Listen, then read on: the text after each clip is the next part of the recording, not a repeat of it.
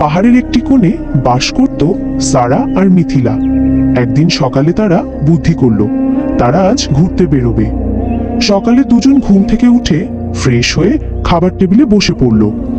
এরপর দুজনে অনেক আনন্দ করে খাবারগুলো খেয়ে নিল আর দুধও খেয়ে নিল। এরপর দুজনে ব্যাগ গুছিয়ে গাড়িতে নিয়ে আসলো। এরপর দুজনে গাড়িতে চড়ে বাইরের পরিবেশ দেখে অনেক শান্তি পেয়ে যায় আর অনেক খুশিতে হাসতে থাকে। এরপর তারা দুজন একটি পাহাড়ের সামনে এসে পড়ে। ঘুরতে ঘুরতে তারা দুজন এখন পাহাড়ের উপরে উঠবে। পাহাড়ের উপরে ওঠার কারণে পিপাসা লেগেছে, এখন তারা পানি খেয়ে নিচ্ছে। এখন তাদের ঘোরা শুরু। অনেক ছবি তুলছিল আর বাহিরে দৃশ্যগুলো ভিডিও করতে থাকে। বাইরের দৃশ্যগুলো ছিল অনেক সুন্দর। এরপর তারা দুজন হাঁটতে হাঁটতে পাহাড়ের আরো উপরে উঠে পড়ে। পাহাড়ের উপরে উঠে খোলা হাওয়া দুজন হাওয়া খাচ্ছিল।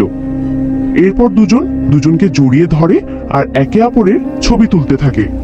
এরপর তাদের ক্ষুধা পেয়ে যায় আর পাহাড়ের উপর খাবার কিনে খেতে থাকে।